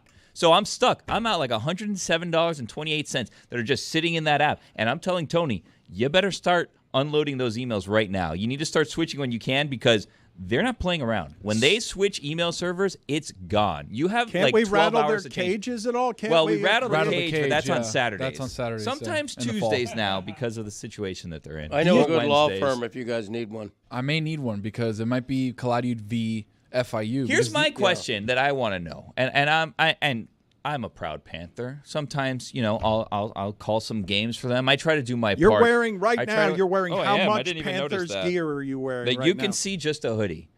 So, anyways, I'm a proud Panther. That's I gotta be go and tough. I try to raise awareness, but I also like to say what's just and what's unjust at times. You know what I mean? I'm not trying to rattle the cages. You're trying to paint me out to do. I don't know why I stand on my leg with falling asleep. The point is this, okay? Tony, myself, I don't know who else would consider themselves a proud alum. I had one of those email addresses. Of the great Florida International University. When I would send out emails, I would send it out with pride, with Panther pride, if you will, at my Guillermo, whatever it was, at FIU.edu. I don't want to tell you in case I reactivate. I don't want a bunch of people knowing my emails. But I would send it out with pride, the at FIU.edu, much like many Harvard grads send things out with their at Harvard.edu. And I don't see much of a difference between the two, if I'm going to be perfectly honest with you. Yeah. Whether you got an email from an at Harvard.edu and at FIU.edu, not much of a difference. But I bet you dollars to donuts that Pablo Torre still uses his at Harvard.edu, and he's 1,000,000 years old. Dork. And he's still using it. How's that possible? Why can't I spread my Panther pride year after year, Is it decade 10 after years? decade? Is that what's happening? 10 years? I don't 5 know. years? It's is there exactly some- 10 years since I graduated. Dude, so it's, checkmate them. Go sign up for a class today. Go sign up for a class today, and then they can't take it Then away from drop you, it. and then drop it tomorrow. You got to checkmate them. Go sign up for The a summer class. standoff. Exactly right. This is how you win in a shootout. You go out there, and they're expecting a gun. And what do you have? A computer where you register for ENC 1102. I passed that one already, though. I bet they didn't do this to I T.Y. doubt Hilton. So T.Y. Hilton's a whole nother story. What the hell's his son doing going to Wisconsin? Okay? There's nothing going on in Wisconsin. Respectfully to the great people of Wisconsin. Respect the legacy. Mm-hmm. Yes, Dan? Edgerrin James's son is at Cincinnati. You go where it is that the scholarships are, where the availabilities are. I don't know if FIU was offering T.Y. Hilton's. No, they were. He was. Yeah, they were in the final 6, I believe. Maybe he found out about the. Maybe he found out about the email situation. Wisconsin's offering you, I think. Do you see a scenario in which Wisconsin offers him a scholarship and FIU's like, you know what, he's just not there yet. Maybe for us. Wisconsin offered him a lifetime email, and that's what happened. You can have him. We don't see him as a Sun Belt player or Conference USA. How do you turn down FIU's football That's legacy? what I'm though? asking. You know that big Out of the program. cage. I think Been a Frank- big program for a long time. Frank Gore also has a son that's in Wisconsin. What's going on there? Greg Cody, Wisconsin's got a good program. Badger power. Come on. I mean, who's our Please. quarterback? 9 Really? and 4 every year. Exactly. Well, now with the Really? expanded playoff, you're going to get in. Pity invites. You guys, wait a minute. You're going to say that Wisconsin doesn't have a good Wisconsin football sucks. I program? mean, I look at the Exactly. only Is Barry as a Alvarez still quarterback. there? Are they corn something, or is that Nebraska? What is Wisconsin? They're the Iowa of Wisconsin. He's exactly right about that. Wisconsin's the Iowa of Wisconsin. Yeah, it's just one of these boring Midwest teams. You know, run the ball 1,000 times with Jonathan Taylor. One more time so I can get it. Jonathan. They're the Iowa of The Iowa of Wisconsin. Wisconsin is the Iowa of Wisconsin. He's right. Yeah. He's right. You Greg can't argue Cody's with podcast, The Greg Cody Show, featuring Greg Cody. He has been trying to, the entire show, he says that he has something on his podcast that's going to enrage Mike Ryan and delight me. So what is it that you're doing on The Greg Cody Show featuring Greg Cody? Well, you have to listen to it to believe it, because this shocked me. But Paul Maurice, through one of his PR people, gets in touch with me a few days ago and asked me to address the team. Oh, wow. To give the team a little pep talk preparatory to the biggest Game 7 in the history of the biggest Game 7s. And so I did. And so my address to the Cats is heard live and exclusively. It's not live. Well, that's true. It isn't, but it is Shot to exclusively tape. in a special Hard Knocks hockey. It was like our yeah. Greg's Lobos Hard Knocks. Like, you know how Hard Knocks has a bunch of different variations. We got an off-season Hard Knocks. Right. I do wish Ran I out of could. breath there. I'm going to listen to that because I do wish I could enjoy this a little bit more than I could. It is. Thank you. It is pretty crazy. I wasn't I was 9 years old during that Rangers run against the Canucks, and I felt the enormity of that as it was, but I was only 9 years old. This would generally, and I hope that they win so we can look back and say, wow, what a cool time. I don't think I'd look back on it, wow, what a cool time. I don't think I'd be able to separate myself from the pain if they actually make history and blow this. Yeah. But this is the biggest hockey game of our lifetime. I'm stunned that you're going in expecting them to lose. I don't know if you're trying to manage your expectations in the thoughts that you're going to dilute the disappointment, which you're not. No, I'm not gonna. No, me preparing myself for loss is not gonna make it hurt less. I don't think. And I do, like, people know how much I care, and I'd like to thank everybody that didn't text me over the weekend because they knew, like, what kind of state I was in. Dude, all the blood left my face, and I don't think it's come back yet. I am a zombie. It is a terrifying thing, and I love terror with your sports. I love caring so much that it is unreasonable, caring so much that you have a hard time getting it out of your head. Chris Cody, how was your weekend? Swear to you that Friday night, what happened Friday night, I imagine that people who care about that team locally had a shitty weekend because of what happened Friday night. Almost nothing else is going to fix that it felt shitty to you all weekend. Do I have this wrong, Chris? It's been a terrible weekend, Dan. I've been trying. My wife has just been like, "What's wrong with you?" And she knows what's wrong with me. My wife is dreading the game because she knows how I am during these games. Sell that ticket, man. I'm not selling the ticket, Billy. But What's your price? Is it $10,000? I'll do $10,000 for both. Fuck it. Would you do 9.5? $10,000 for both. $7,500. 9.5, man. Come on. How can you say no to 9,500? I gotta be there. I'm already regretting. You saying can buy tickets upper deck. I'm telling you, get in. I want to be upper. I want to be with my people. Like I got my people around me. Like I've been here for 3 years. the upper deck people are more fun. No. Yeah. You're expecting to be down 3-1 and chasing scared all game? You said you wouldn't be nervous if the Panthers were down going into the third. One goal. Will you at least give me that? We can't be down by more than one. If we're down by more than one. They were down 4-2 last time at home, and I thought they were going to win the game. And they made it 4-3, 5 minutes inside of the third period, and then they just spent the rest of the period pelting Edmonton. And I'm sitting there thinking to myself, okay, they're going to do what they've been doing all season. I'm really stunned that you guys have lost faith when the sample size is more than 90 games on you have the best third period team, and the last 3 games have erased 90 games for you guys. Skinner's due for a bad game. He's had great games. He's due. That's the way the hockey gods work. I have a question for you, Greg. When Coach Maurice invited you in, what day did you give the speech? Was it yesterday? I want to say it was yesterday. Oh, wow. So Sergei Bobrovsky was not there. No, he was not there. Wow. So that's a big question mark in this game. You made a big bounce back game. Yeah, they gave Badkowski. I think in the speech though, you say to him, "Hey Bob, how's it going?" Yeah, well, I assumed he was there. Expected him to be there as a team player. There's a couple of guys. Big room though. A couple of guys on the team look a little bit like Bob, from a distance. So. Imagine just to put things into perspective. Sergei Bobrovsky getting the game off is as though you're in the middle of a 7-game series and you give the goalie the day off before the biggest game of the season. The practice off. Yeah, the practice. Okay. But he was the first one on the ice. Roy is there at Bill Seidel's Nissan. He is there. I want to laugh, but where they came from was so bad. I want to defend it. I'm like, no, it's better, but it does look a lot like a dealership. It's not even an insult. But it's so nice. It's like the nicest facility in the NHL. I don't understand what you guys are doing. The new car dealerships all over South Florida are beautiful. Especially Williamson Cadillac. They're just sort of antiseptic glass wall new buildings, and they look like all the other buildings. That's the only point I'm making. I'm not doing anything else there. But Roy is there near the action, and he reports exclusively that Bob was the first one on the ice tonight. They are no longer hiding their goalie. Their goalie is no longer a fugitive, being hidden from Fandom and the authorities, and he is out on the ice. And whatever it is that Mike thinks Bob is doing with scrambled egg for brains because it's Game 7 and Edmonton is scary, he is now out in public in front of people. They are no longer hiding the goalie. I trust Paul Maurice to know how to manage this situation with Bobrovsky better than I do. It just all kind of feels like it's It such a seems strange. like a lot. It seems like a lot. It's such a strange position. No one knows what's going to work. And the one thing that I felt like pretty certain about it was like, wow, for the first time in the postseason, I think they have a goalie advantage.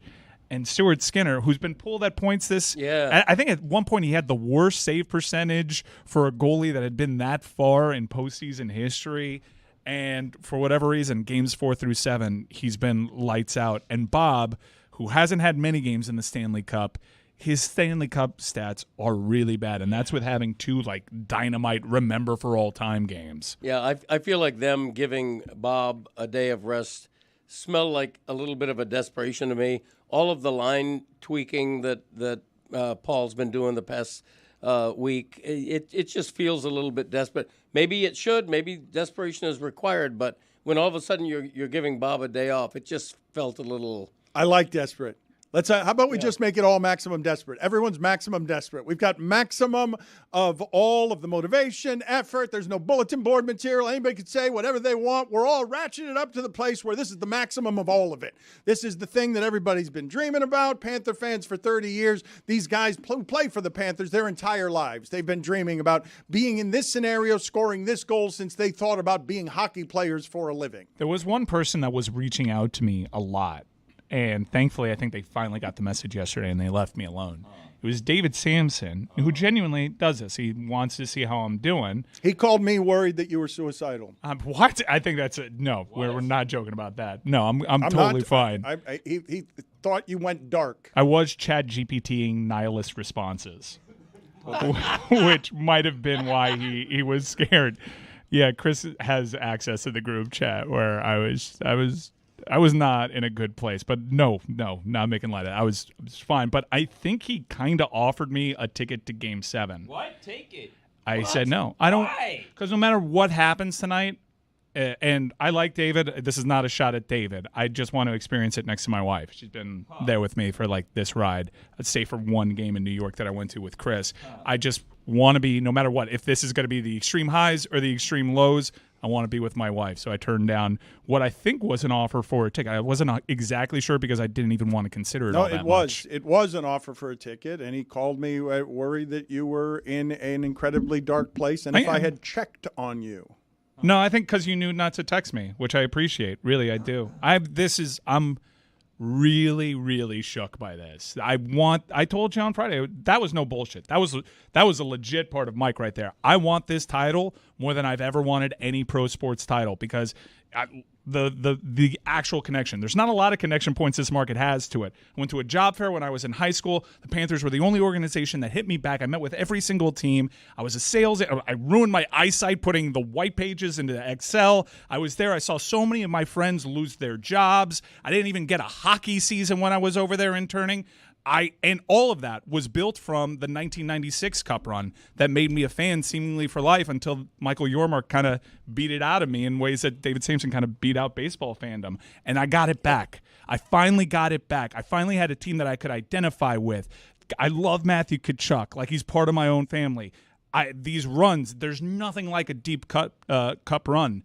And to be the butt of every joke forevermore, because the teams that you hold up as examples of chokers, they're not of an era that anyone has a connection to. But Mike, you win tonight, you will remember all of that forever. This will be the most magical night of your sports life. Yep.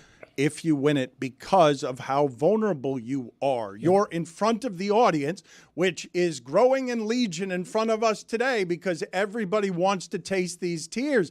The idea that this could go from Celtics being up 3-0, Panthers being up 3-0, to Celtics celebrating the title and us asking which would be funnier, which blown lead would be funnier.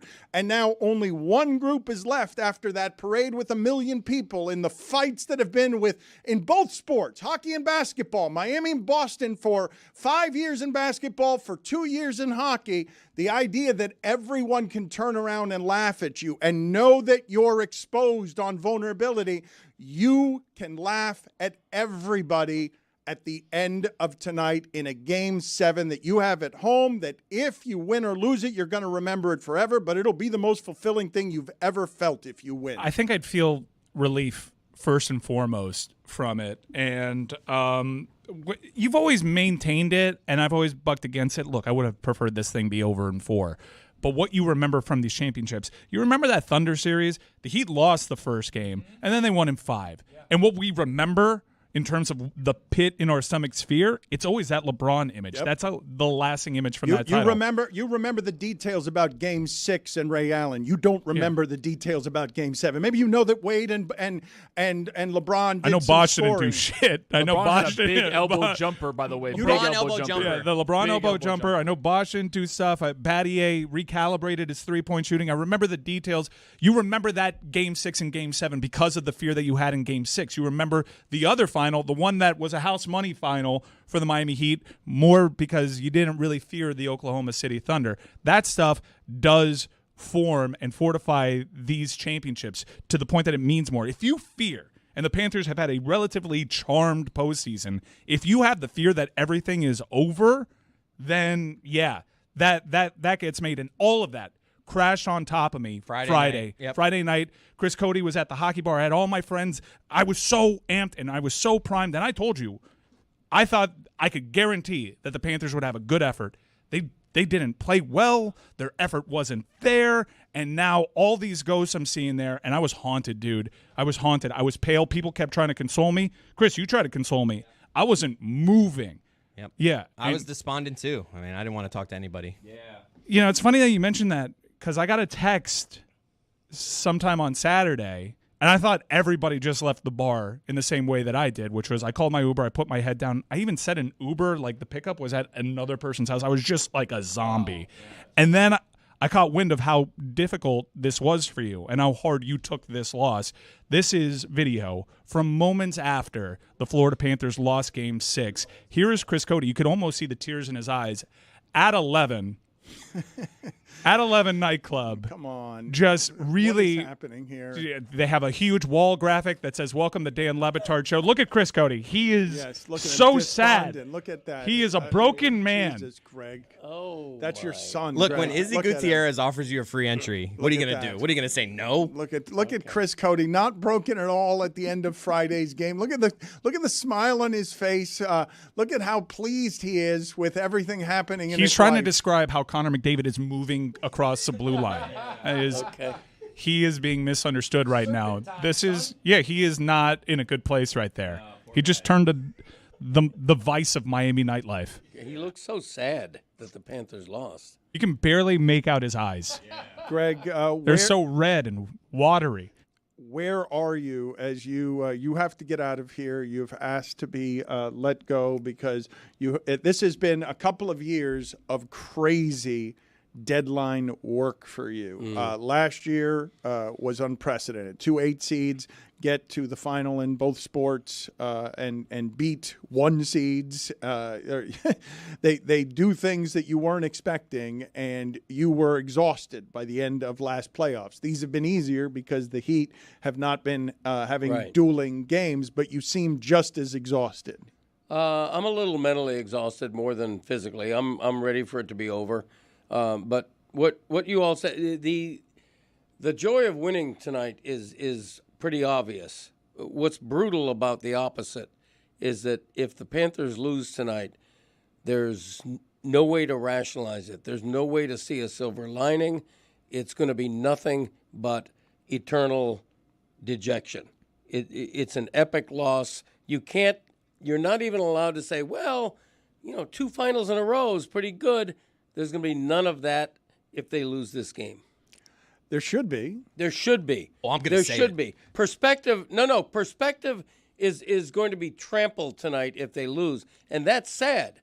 And I'll probably spend a couple of paragraphs saying just that, but nobody cares. If you lose tonight, There is no perspective. There is no. There's silver no lining. immediate. There's no immediate perspective. There's not going to be anyone who cares about the Panthers who's going to be able to watch the coverage or get up off of their knees for a week. Like, perspective will come, but it will come later because this has been a great season. The fact that they're one of two teams playing one game for everything, I will not minimize that, but it is a big difference between the joy that is on Chris Cody's face when he's on 11 and total despair because everyone's laughing at. On 11 what?